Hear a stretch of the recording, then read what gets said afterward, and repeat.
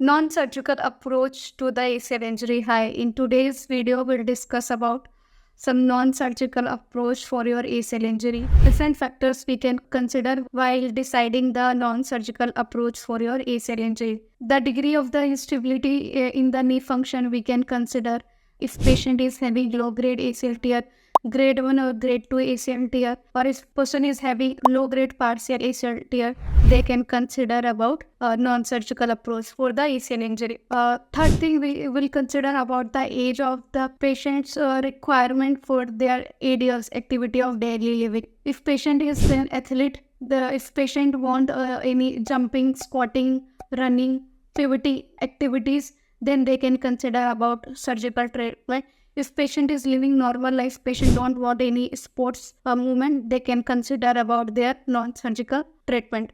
3 non-surgical treatment approach you can consider while choosing non-surgical approach for your ACL injury. First treatment of approach for non-surgical ACL treatment will be conservative management. While doing conservative management, you will choose first physiotherapy rehabilitation that will help to regain your range of motion of your knee, like your flexion and extension. If you have leg or if you have restricted range of motion, physiotherapy rehabilitation will help you to regain your range of motion again. As well as physiotherapy rehabilitation will help you to regain your muscle strength of your knee, your balance or stability back. Second treatment of approach will be to relieve your pain and swelling. You can consider about NSAIDs, non-steroidal anti-inflammatory drugs that will help you to relieve your pain and swelling. Third treatment of approach for non-surgical ACL treatment will be PRP treatment. Platelet-rich plasma. Injecting PRP dose to your knee joint will help you to boost your ACL recovery or your ACL healing.